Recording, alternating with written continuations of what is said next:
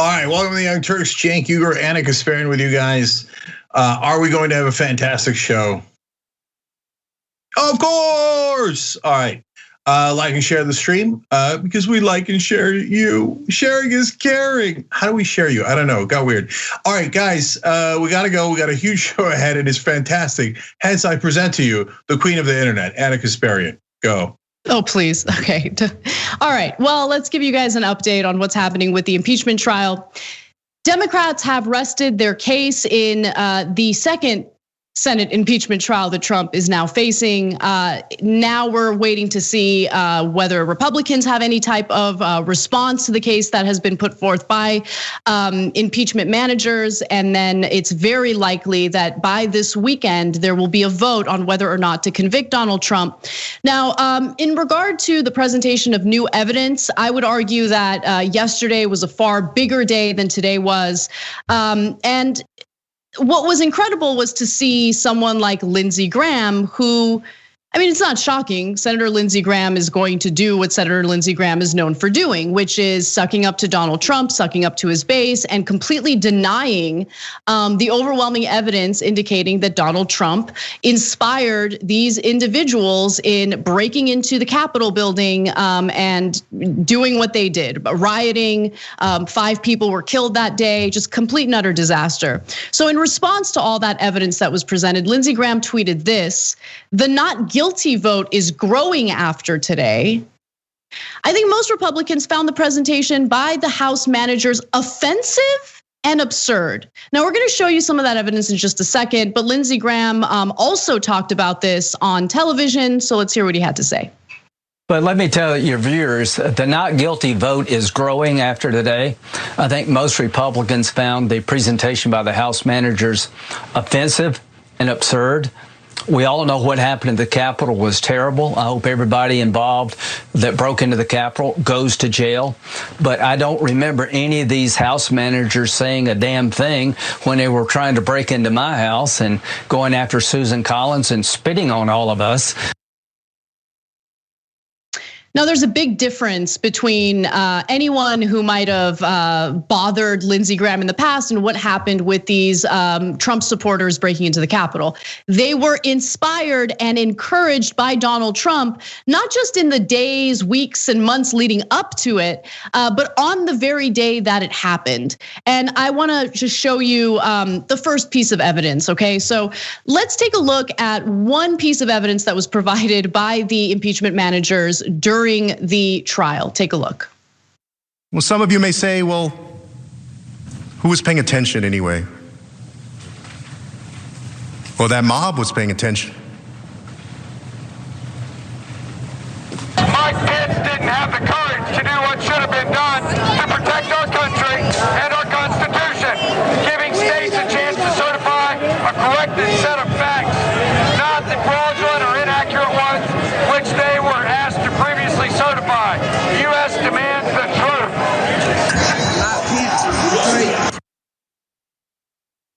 So Cenk, that is what these insurrectionists were reading, a tweet from Trump as this attack was underway. They were clearly taking directions from Donald Trump. Well, we now know that as he was told that people had broken into the Capitol, he was watching it, apparently, according to one source, delighted. Mike Pence was within 100 feet of getting and catching up to the mob, having the mob catch up to him. I don't know what kind of bloodbath there would have been with the Secret Service being there, but that was super dangerous. Trump has never apologized to him and tweeted in the middle of all that another tweet against Mike Pence. So, and Lindsey Graham on that day, his life was in danger, so he's squirming around like a little pig, okay? Not because his life was in danger, but because for the first time, he's like, oh, these are the consequences of my actions as a squealing little pig, right? So then at that point, he was frantically trying to call Trump. Trump wouldn't take his call, because why would he talk to a little pig? And he thought, well, I got this mob all riled up to kill you guys. So sit there and take it, Lindsey. And at that point, Lindsey was crying. And so when he came out and he was safe, he said, enough is enough. But God, it only took a couple of days for the pig to turn into what he is, back into it. So he starts squealing, oh, I love Trump, we've seen enough, he's not guilty. You're just the most pathetic. Look, I'm a bad person. I say really insulting things about Republicans who deserve it, and then I make them cry. And so I'm not a good liberal in that sense. And so Lindsey Graham will, cry into whatever outfit he's got on. But let me give a classy person. Best Calb on Twitter said, whatever Trump has on Lindsey Graham can't be as damning as what Lindsey Graham is currently doing to Lindsey Graham. And that's exactly right. What a pathetic little bitch he is.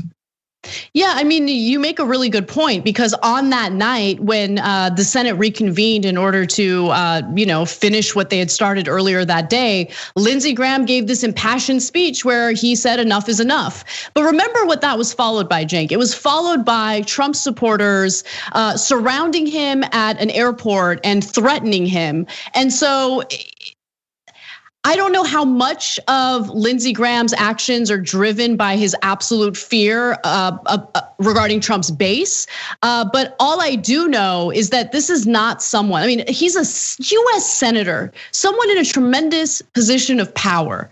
And you would think that someone who gets to that point would show some courage, some leadership, some ability to think for him or herself. But we're not seeing that with Lindsey Graham at all. He is driven by fear.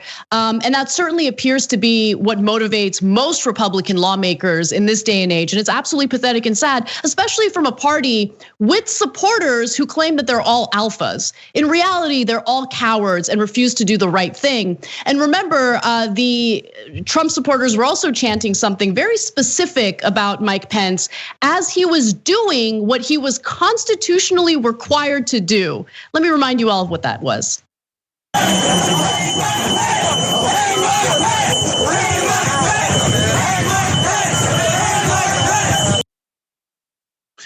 Guys, Anna, let me jump in here for a couple of seconds. Look, the House managers have done a brilliant job. And I told you guys, Jamie Rask is fantastic, and I'm really proud of it. But honestly, if I was them, the only tweak I would make is every day I would start and end with the Hang Mike Pence video. So you Republican senators, you're gonna cover up for the guy who encouraged that. And then after having seen it, never apologize. Guys, think about it. If I had done some speech that riled people up and I did not intend it, and they got so riled up they went to try to execute someone, let alone execute someone that works with me, I would be deeply apologetic, not necessarily because I intended it. I'm giving Trump the benefit of the doubt if you're a Trump supporter there. But even in that best case scenario, even if you don't intend it, oh my God, they almost killed my vice president. I'm so sorry, that's obviously not what I meant. Nope, not one word, not one apology to Pence. And those Republican senators now think, oh, he didn't mind having his vice president executed. I'm gonna vote for him because I'm the worst slime on earth. So let me go back to Lindsey Graham one last time. Now he says, just like Senator Ron Johnson did, what did Nancy Pelosi know, and when did she know it? About what, you monsters? About that they were coming to kill her? So what's your implication is she set up the Trump mob to come try to kill her and Pence. Come on, man. I mean, I'm not gonna ask if you have no decency, because you obviously don't. But instead I'll address it to the audience. No matter how low you ever feel, like, your best friend turned on you, you can't pay the rent, you can't provide for your family, whatever it is that's crushing your soul. Remember, you'll never be as low as Lindsey Graham. I don't care what the media says about his status or his stature or that he's a goddamn senator. What a pathetic, groveling little creature. And none of you will ever be as low as that slime. Well, let's move on to other potential prosecutions that could take place considering Donald Trump's efforts to undo our democratic process. Let's move on to the next story. Prosecutors in Georgia are launching a criminal probe into Trump's efforts to essentially overturn the results of the general election, and a huge piece of evidence that they plan on using in this case, of course, is Donald Trump's phone call to state representatives and the Secretary of State, Brad Raffensperger, in which he begged him to reverse Biden's win. Now, Fulton County prosecutor Fannie Willis sent a letter Wednesday to state government officials, including Raffensperger, requesting that the offices preserve documents related to the call, and that's according to a state official with knowledge of that letter. Prosecutors are also looking into several charges ranging from false statements to, quote, any involvement in violence or threats related to the elections administration. Raffensperger, his office, has also opened a separate investigation into the phone call. The office confirmed that it had opened the inquiry after it received a complaint about Trump's conduct. And for those of you who might have forgotten about the call, or maybe you haven't heard the call because so much news has happened since this was released, this is the call that Trump had with the Secretary of State of Georgia in an effort to overturn the election results. You should want to have an accurate election, and you're a Republican. We believe that we do have an accurate election. No, you don't. No, you don't. You don't have, not even close. You're off by hundreds of thousands of votes. You know what they did, and you're not reporting it. That's a criminal offense, and you can't let that happen. That's a big risk to you and to Ryan, your lawyer. That's a big risk. But they are shredding ballots, in my opinion, based on what I've heard, and they are removing machinery, and they're moving it as fast as they can. Both of which are criminal fines, and you can't let it happen, and you are letting it happen. I'm notifying you that you're letting it happen. So, look, all I want to do is this. I just want to find 11,780 votes, which is one more than we have, because we won the state. Now remember, Georgia did 2 hand counts following the election results just to confirm that there wasn't any type of inconsistency or voter fraud or any issue like that. And each time they did it, it just reconfirmed what we already knew, that Joe Biden won the state of Georgia. But Trump was undeterred, and he kept pressuring the Secretary of State to find tens of thousands of ballots in order to fraudulently win the election. Yeah, so look, on the issue of the insurrection that he's being tried for in the Senate now, on him constantly lying to provoke people, they definitely guilty. On the issue of saying fight like hell and some other words that he used, go down in the Capitol, is it enough to say that he told them to do violence? I'm not sure. And so there's different standards for legal cases, et cetera. But in the case of Georgia, in the issue that you just heard, there is no ands, ifs, or buts. It is crystal clear. He threatens them with basically arresting them and putting them in jail if they don't do what he says. He's the president of the United States. He says, you could be criminally responsible. I'm just telling you right now, I'm trying to look out for you and your lawyer who could both go to jail, right? I mean, anyway, you heard the exact saying, exactly what he said a minute ago. And then he says, now just find me one more vote than I need to win the election. That's it. It's crystal clear. If anybody did that was a lower level official, they'd be arrested immediately. They would be tried. You can't go tell the Secretary of State, just go find me one more vote that I need. I don't care how you do it, just find it. Otherwise, by the way, I'll threaten you.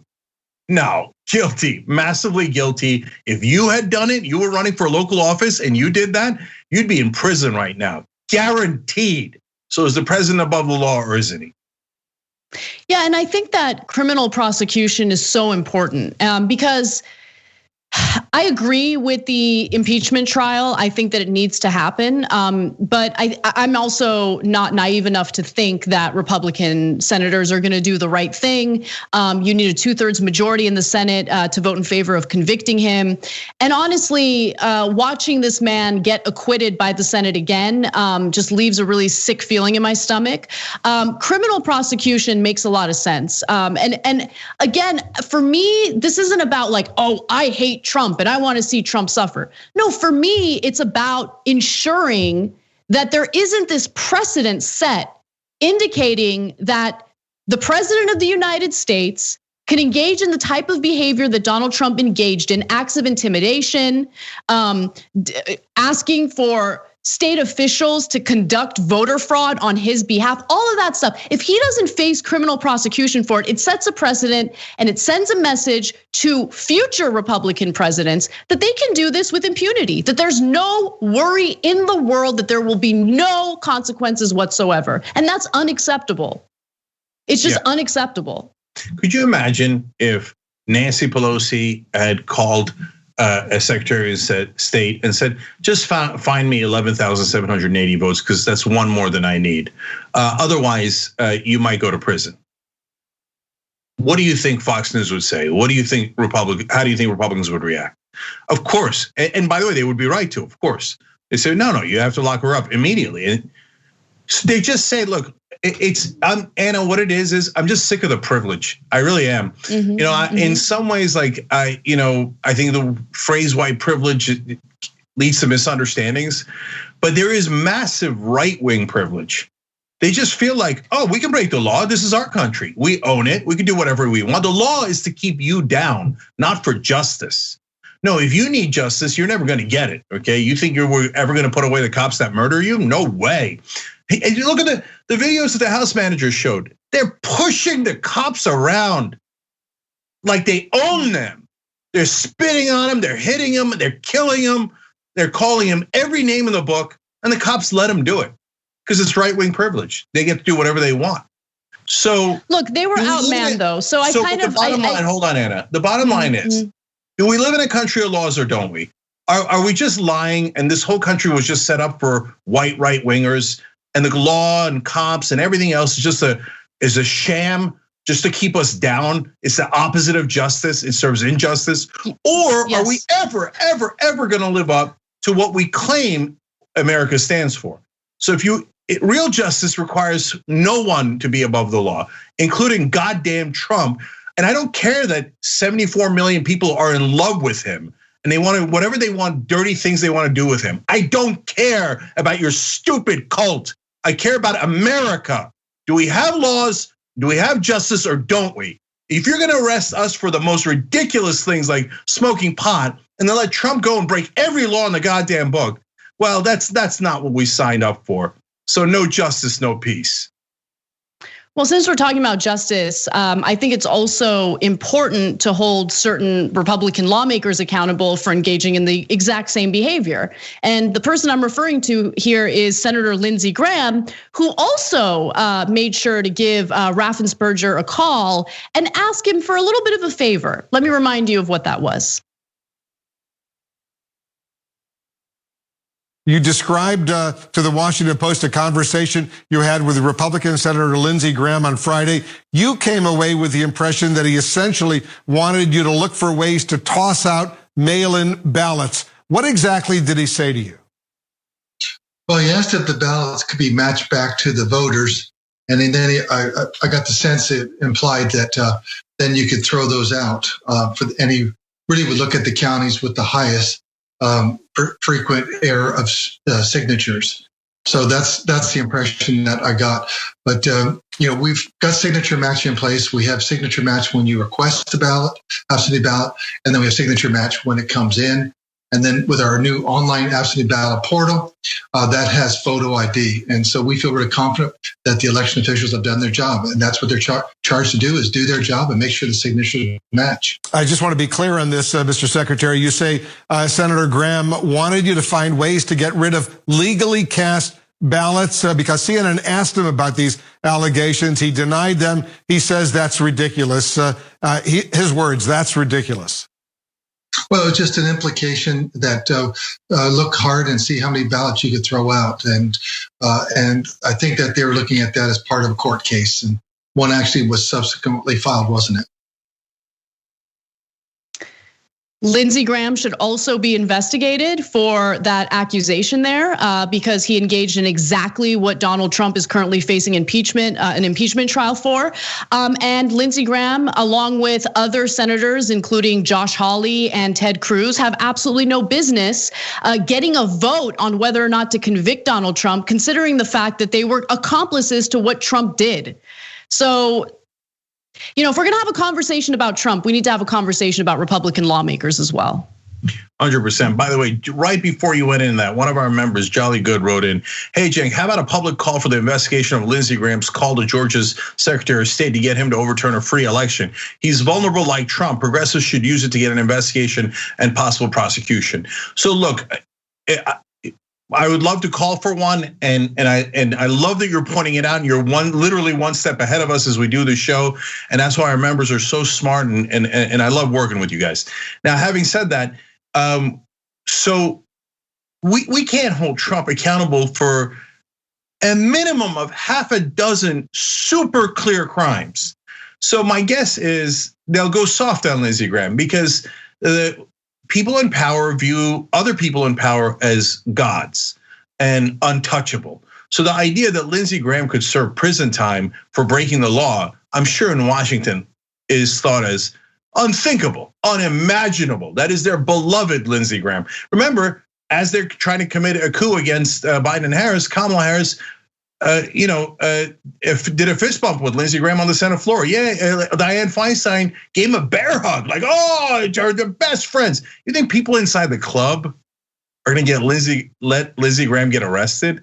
No way. They'd be like, well, if he's next, then if they did it to him, and would we all be accountable? And that to them is like the worst thing on planet Earth. I mean, imagine if we put them away for their insider trading, both Republicans and Democrats. They would defend Lindsey Graham with their lives, including all the Democrats. I'll tell you that right now. Oh, don't worry, Cenk. The Senate Ethics Committee investigated the insider trading, and they cleared these senators. The Senate Ethics Committee, the other senators investigated it, and they found no wrongdoing. Okay, great. I mean, it's just such a joke. It's such a joke. But anyway, we do have to take a break. Let's do that. And when we come back, we have an update on the Derek Chauvin case. That's the cop who murdered George Floyd in broad daylight. Possibly some negative updates here, so you don't want to miss that. Come right back and I'll share the details. We need to talk about a relatively new show called the Republic, or UNFTR. As a Young Turks fan, you already know that the government, the media, and corporations are constantly peddling lies that serve the interests of the rich and powerful. But now there's a podcast dedicated to unraveling those lies, debunking the conventional wisdom. In each episode of the Republic, or UNFTR, the host delves into a different historical episode or topic that's generally misunderstood or purposely obfuscated by the so-called powers that be, featuring in-depth research, razor-sharp commentary, and just the right amount of vulgarity. The UNFTR podcast takes a sledgehammer to what you thought you knew about some of the nation's most sacred historical cows. But don't just take my word for it. The New York Times described UNFTR as consistently compelling and educational, aiming to challenge conventional wisdom and upend the historical narratives that were taught in school. For as the great philosopher Yoda once put it, you must unlearn what you have learned. And that's true whether you're in Jedi training or you're uprooting and exposing all the propaganda and disinformation you've been fed over the course of your lifetime. So search for UNFTR in your podcast app today and get ready to get informed, angered, and entertained all at the same time.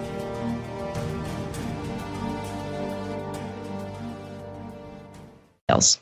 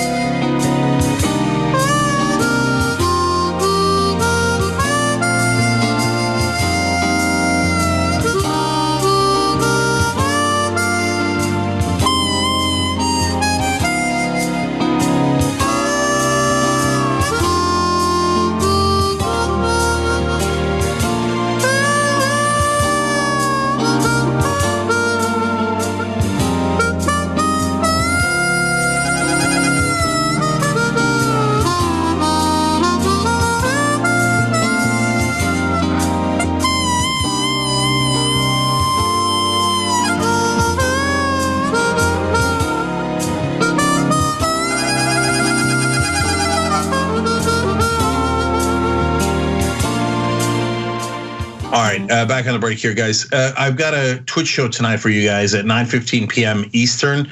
I'm doing Between Me and Uyghur with Charles Coleman. So he's great. You got to check that out. Make sure you go to twitch.tv/TYT. We've been having tons of fun there. That's where we unveiled the infamous John Idarola sketch last week. So you're gonna want to check that out. And by the way, if you have Amazon Prime, it's free for you, but we get the revenue. It's a big difference. So whether you're on Twitch or not, please go and subscribe. It takes like 1 minute to do it, and it's just a win-win. That's great for all progressives. Okay, in our member section, Eclectic Miscellanea said Lindsey Graham just got reelected. He's golden for the next 6 years. If he had 1 ounce of morality, he'd vote to convict Trump. If he had 1 ounce of dignity, he'd at least shut up. And of course he doesn't. He grovels by nature. That's who he is. He just can't help himself. Cray Cray Souffle says, thank God Raffensperger recorded Trump's call. He definitely knew it was coming and prepared light years better than Trump and his administration did for the pandemic. And yeah, I mean, Trump, you don't think that call is gonna get recorded, you moron? But he thinks it's a perfect call because he's like, now remember, I just want you to follow the law, wink. No, you idiot, it doesn't matter if you wink. That's not a thing. You're so stupid. Anyway, Deprogrammer Anon writes in, and this is very true. If they don't convict Trump, he may very well try to steal the next election again with his right-wing cult apparatus, and then he'll never leave. Guys, if we go back to that topic, I want to make that point on air because if they don't convict him, they can't ban him from politics. If they don't ban him from politics, he might come back, and God knows how many Republican Secretary of States will cheat for him next time, ahead of time. And then if he gets into office, it is an absolute indisputable fact that he will end democracy. Who couldn't see that? And we're gonna let the fascists roam around. Like, oh yeah, maybe he'll come back. Maybe he'll be a governor. Maybe he'll have Florida secede and turn it into a tyranny and a dictatorship. Yeah, maybe. Let's go for it. Let's see what happens. There's no end to how craven Republicans are. Their politicians are the worst of the worst. They make Democrats look honest. Anyway, Robin McClain just joined up. Hit the join button below on YouTube. As you can tell, we're not abashed about our opinions. In fact, Charles Williams said, haha, Jenks Lindsey Graham rant was amazing. Thank you. You support the show. We can't do it without you. TSFL GFDL wrote in, we know many Republican politicians committed crimes for Trump. If he's convicted, it is easier for the Fed to investigate after. And if that happens, the depth of their crimes will be exposed. And so that's a very good reason why they're voting to acquit him. Otherwise, they might get convicted too. All great points by our audience. I love it. We'll have more. We'll be back in a second.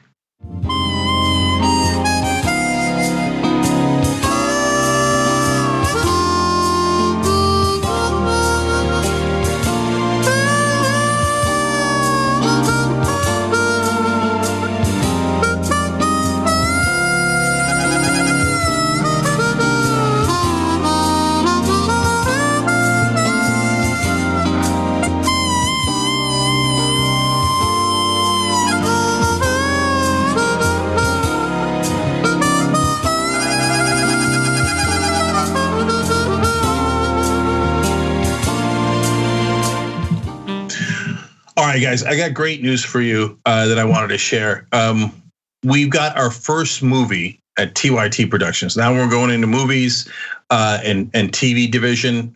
We've started a whole division called TYT Productions.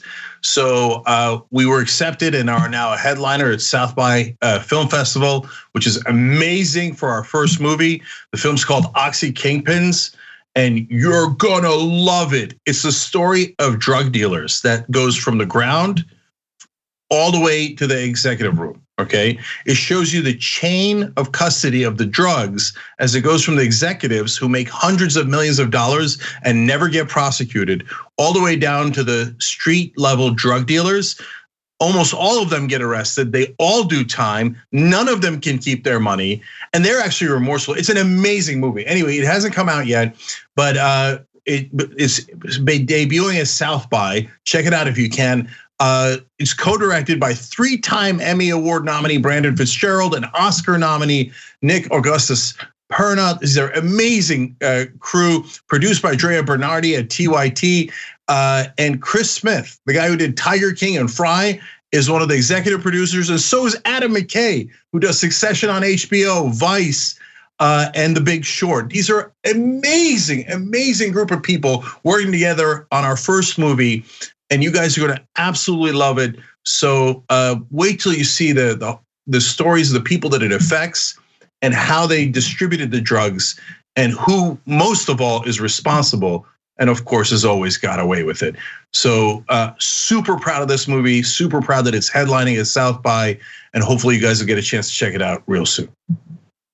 All right, Anna, let's get on with today's news too. Well, although that's part of today's news, and I'm super excited about it. Yeah. Yeah, it sounds now amazing. Let's go back to bad news. Yeah. Well, we have some updates on the quickly approaching George Floyd, Derek Chauvin case. So let's talk about that. The trial for former cop Derek Chauvin, and of course he's the cop who murdered George Floyd by kneeling on his neck in broad daylight, is quickly approaching, less than 28 days away. And there are already some troubling signs for anyone who's hoping that justice will be served. Now, we're also learning about former Attorney General William Barr's role in all of this. So let's give you the details on that. Chauvin's defense strategy, which has emerged in numerous court filings from his lawyer, Eric Nelson, is centered on presenting medical evidence that Floyd died of a drug overdose, rather than the fact that Derek Chauvin was kneeling on his neck and basically choked him to death. In a series of motions filed this week, Nelson, the lawyer, asked the court to allow testimony about Floyd's drug use and to forbid anyone at trial from referring to Floyd as a victim. So that is what the defense is going to really rest on. It's going to, the defense is going to argue that, Derek Chauvin, isn't the one who caused the death of George Floyd. George Floyd was on fentanyl. He had underlying health issues, and as a result, he died, which, I mean, anyone who's an honest actor can see how ridiculous that case is, especially when you go back and watch that horrendous video of what Derek Chauvin did. In fact, I think it's important to watch that horrendous video of what Derek Chauvin did, because sometimes time makes people forget the severity of the situation. And I do want to warn you guys, this is a graphic video. It's a difficult video to watch, but this is what the defense is arguing did not lead to the death of George Floyd. Take a look. Bro, with your feet on his neck, man, you get out the His nose is bleeding. Like, come on now. That's raw right there with his feet on his neck. Look at his nose. You just see your knee on his neck. Yeah, you got your feet right on his neck. He ain't even resisting the rest. I cannot breathe. You just a grown, you're a tough guy. You're a tough guy, huh? I say you're a tough guy. He's not even resisting the rest, bro. His whole nose is Fight with him? Bro, but why you just sitting there? He ain't doing nothing now. Put him in the car. It'll kill me. How long y'all gotta hold him down? This is why you don't do drugs, kids. It ain't about drugs, bro. You know that's bogus right now, bro. You know it's bogus. You can't even look at me like a man because you a bum, bro. He's not even resisting arrest right now, bro. His nose is bleeding. And you stopping his breathing right now, bro. You think that's cool? Get off of his neck. Still on him, bro. Yes, look at that, Back on the street. Are you serious? Bro, are you serious? And you gonna keep your thing on your neck? He ain't handcuffed, Look at him. bro. Just You're a real man, bro. You're a real man, bro. I trained with these guys. The fact that you guys aren't checking his pulse and doing compressions if he needs that, you guys are on another level. Oh my God, bro. And then he just gonna pull him They up just there like dragging that, him bro. like, come on now. And I have your name tag. One other troubling sign, Cenk, is that the defense attorney succeeded in getting the other 3 cops who were on the scene to get tried separately from Derek Chauvin, meaning that during the trial, there won't be a possibility of them testifying against Derek Chauvin. And this is what the defense attorney wanted. So that's also a troubling sign. Wanted to get your thoughts before we get to William Barr's actions here. Yeah, so did I know they were going to try to blame George Floyd? Of course, that's what they always do. Racists who murder black people then turn around and use racism as their defense. It's what they do every single time. Well, I killed him, but he once did drugs. So, a black man, they had it coming. That's his defense. So look, if you were just looking at it from a legal perspective, You all saw the video. The jury's going to see the video. Everybody knows they murdered him. We all saw it with our own eyes. So they're saying, well, look, even though you see him die on camera because I have my knee on his neck, but no, he died a second before I choked him to death because of his drug overdose. So your best case scenario is, well, Your Honor, yes, I threw him out the building, but he didn't actually die when he landed on the concrete. He died of a heart attack on the way down, so it's not my fault. No, that is not a valid defense. It is definitely your fault. You definitely murdered him.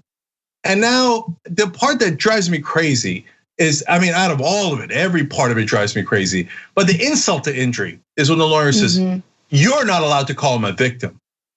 Yeah, that's like your opinion, man.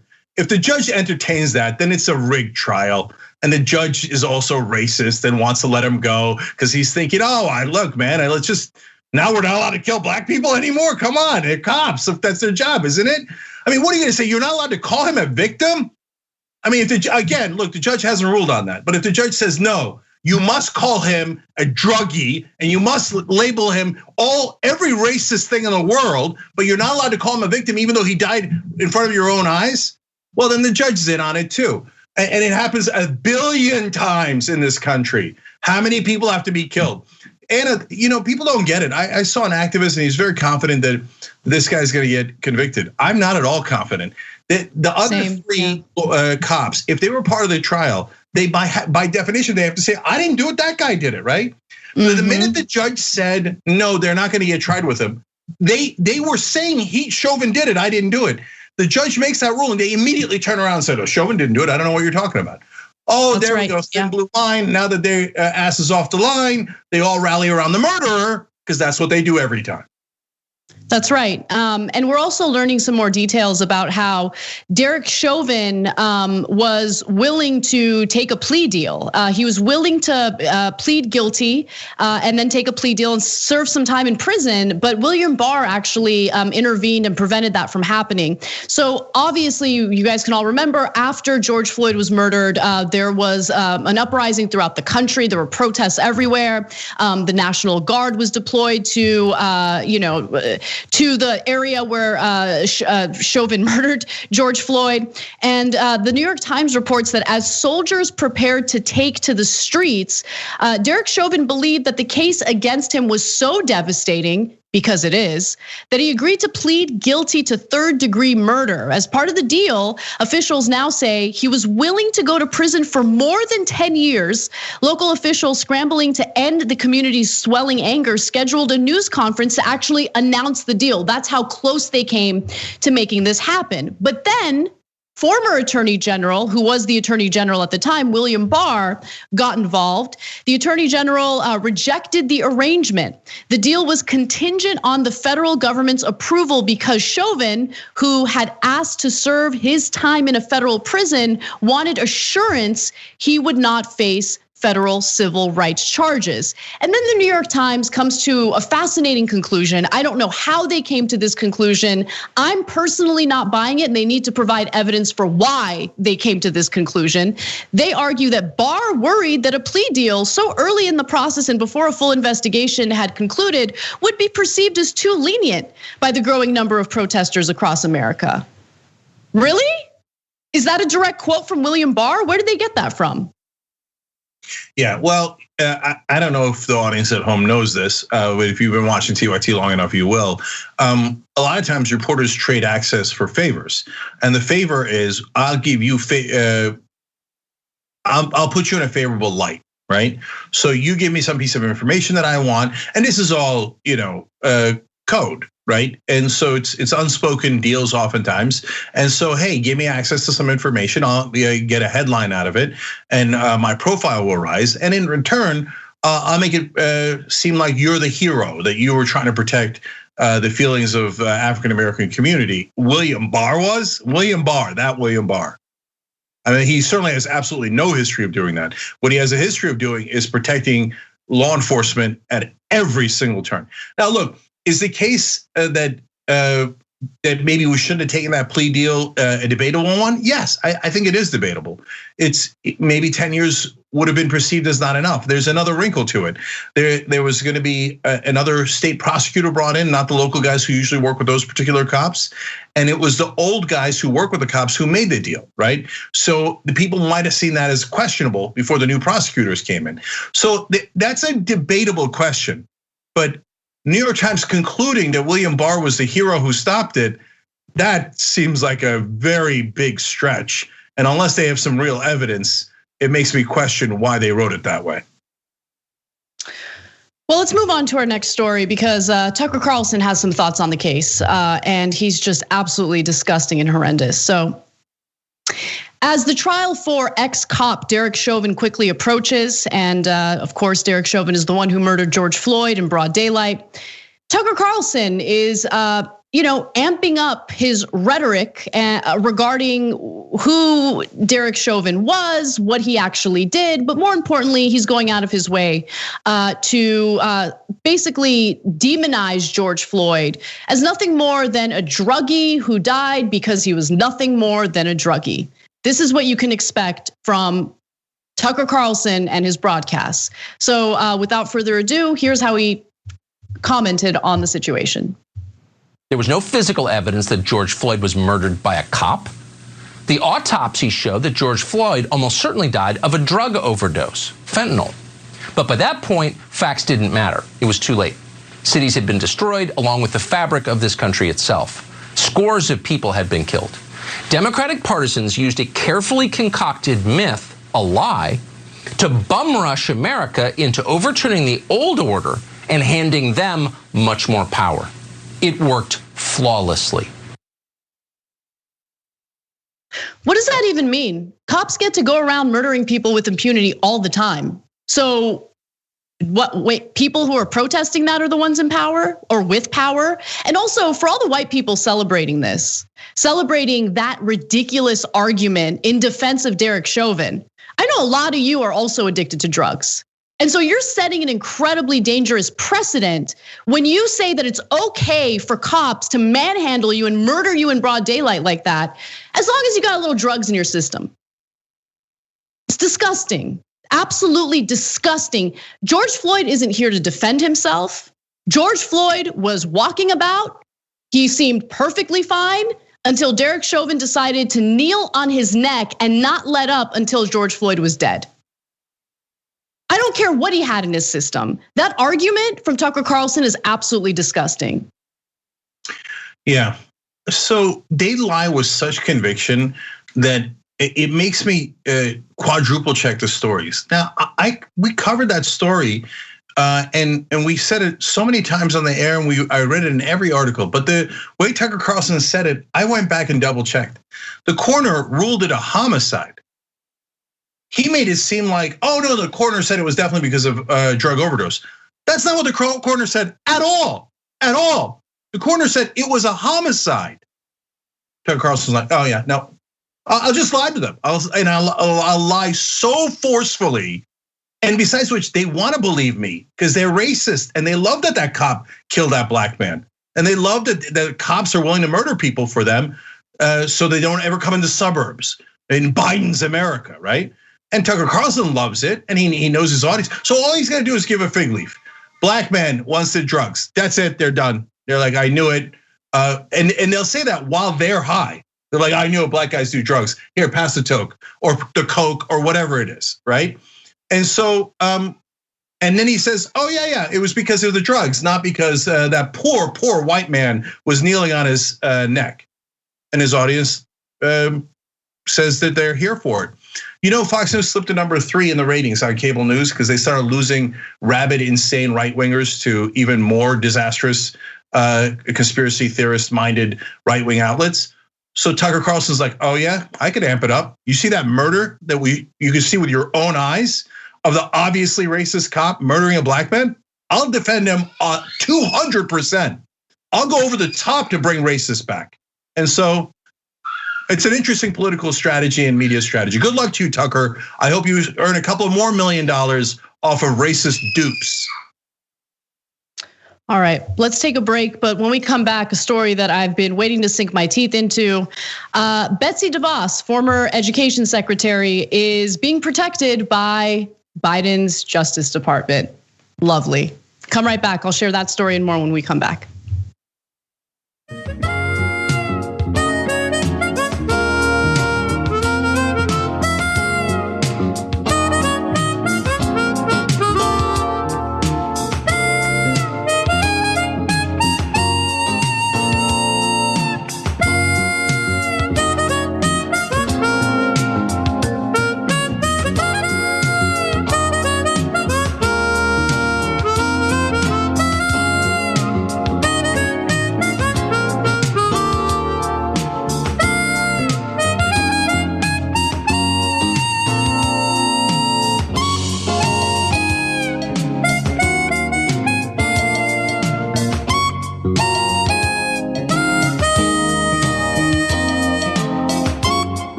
Hey guys, not a big deal. I'm taking over. I'm doing the social breaks now. Let's start with member comments. Spicy tuna. Oh, spicy tuna. I see you. I see you.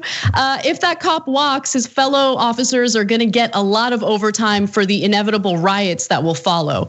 It's a good point. I mean, I can't imagine the absolute rage that people will feel, myself included, if justice isn't served in this case.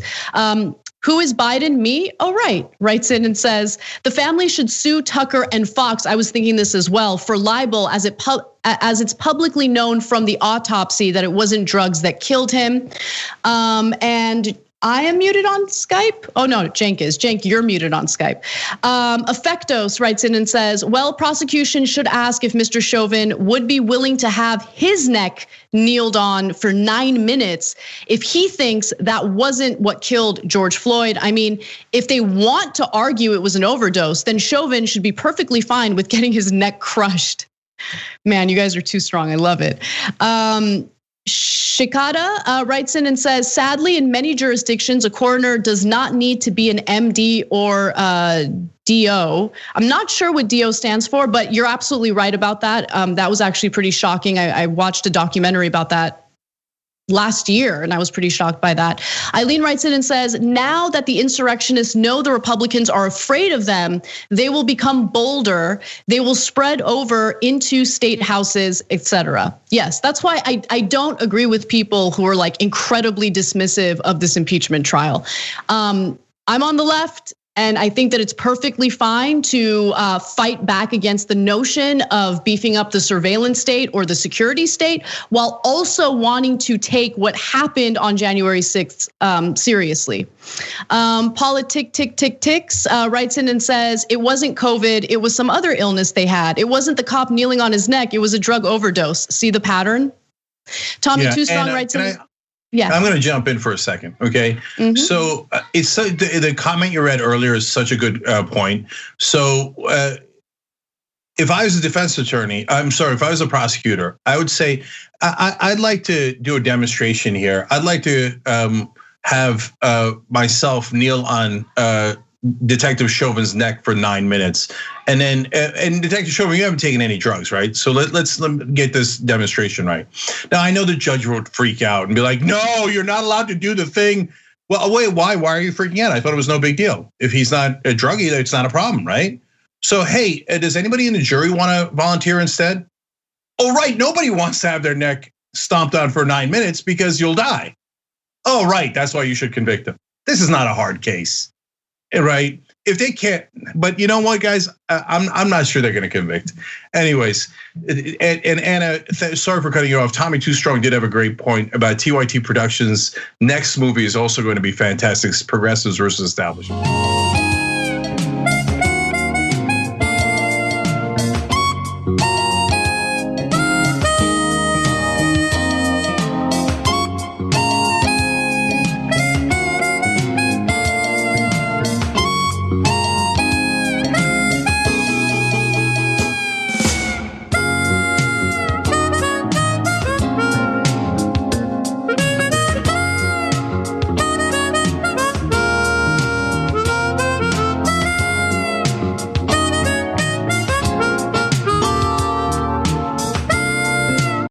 TYT, we frequently talk about all the ways that big tech companies are taking control of our online lives, constantly monitoring us and storing and selling our data. But that doesn't mean we have to let them. It's possible to stay anonymous online and hide your data from the prying eyes of big tech. And one of the best ways is with ExpressVPN. ExpressVPN hides your IP address, making your activity more difficult to trace and sell to advertisers. ExpressVPN also encrypts 100% of your network data to protect you from eavesdroppers and cyber criminals. And it's also easy to install. A single mouse click protects all your devices. But listen, guys, this is important. ExpressVPN is rated #1 by CNET and Wired magazine. So take back control of your life online and secure your data with a top VPN solution available, ExpressVPN. And if you go to expressvpn.com/TYT, you can get 3 extra months for free with this exclusive link just for TYT fans. That's expressvpn.com/TYT. Check it out today.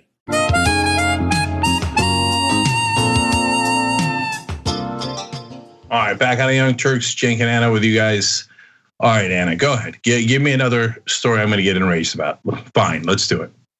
If you think you're enraged about this, Biden's Justice Department has decided to step in to protect former Education Secretary Betsy DeVos, who was held in contempt of court back in 2018 after she refused to follow a federal judge's orders to stop collecting student loan payments from students who had been defrauded from for-profit colleges.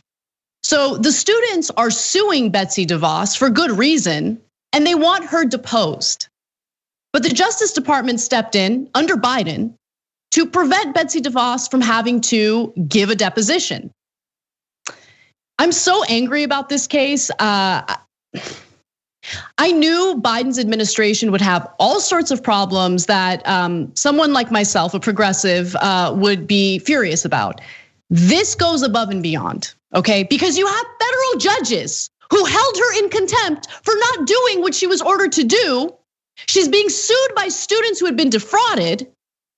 And Biden's Justice Department steps in, is like, no, let's protect DeVos. We don't want her deposed. Why? Okay, let me give you the details. Sorry. Can I answer that question? Because they're all in the club and they'd rather protect the club than protect you. So remember, Biden is the one that passed the bill that said that you can't get rid of your student debt in the first place. The bankruptcy bill, and Biden was super proud of it. He's the one that put the albatross around our neck in the first place. So number one, on the substance of it, it's not at all surprising. They're like, oh, Betsy DeVos used education to rip people off. Yeah, the Biden administration is here for it. And then secondly, they're like, oh my God, you would dare question someone who was a secretary of education? We will not stand for it. We are above the law. Go protect our beloved Betsy DeVos. So of course, they're all in the same goddamn club. It's just, it's so maddening, okay? So again, let me remind you, this case has to do with students who were found to be defrauded by for-profit colleges. What do I mean when I say defrauded? Corinthians colleges, DeVry, those types of for-profit colleges were found to have lied to potential students. This was a discovery through lengthy investigations. Some of the things that they would do was lie about what they would receive through their education. They would take out tens of thousands of dollars in student loan debt. Okay, and then the students would be shocked to find out that the education that they received wasn't actually accredited, meaning that it means nothing. It's nothing. They don't have the proper credentials or certificates in order to get hired in whatever trade they went to these for-profit colleges for. Okay, so they got scammed. They were scammed, and after those investigations concluded that, the Obama administration indicated that all of those students who were defrauded were not to pay those student loans back, okay? Those student loans were to be forgiven. In comes Betsy DeVos, and Betsy DeVos is like, no, I'm gonna reverse what Obama did. I don't like it because I love my for-profit college buddies. And she filled the education department with all these for-profit college executives, okay? That's who Betsy DeVos is. Okay, a woman with multiple yachts, a tremendous amount of wealth, preying on the most powerless people in this country. And in comes Biden's Justice Department intervening and playing, just making sure that DeVos doesn't have to submit a deposition in this lawsuit that she's facing. I'm gonna skip ahead to a few graphics. This is the reasoning that was given, okay? So the US District Court for the Southern District of Florida, Acting Assistant Attorney General Brian Boynton and other DOJ attorneys argued that students who were ripped off by for-profit colleges cannot depose former Education Secretary Betsy DeVos. This is what they wrote. The students' demand for a former cabinet official's deposition is extraordinary, unnecessary, and unsupported. It is a transparent attempt at harassment, part of a PR campaign that has been central to the students' litigation strategy from the outset. It should be rejected and the court should quash the subpoena. First of all, you guys are angry that they're getting attention, the students and this lawsuit is getting attention. Remember, a federal judge held Betsy DeVos in contempt after another federal judge had demanded that she stop collecting student loan payments from these students. She was garnishing these students' wages. That's what she was doing through the education department. She didn't listen to the federal judge. She was held in contempt. Now she's being sued by these students and the Biden administration is coming to her rescue. It's disgusting. Go ahead, Cenk. So just to jump in there, just so you know all the context. The judge says clearly these people were defrauded.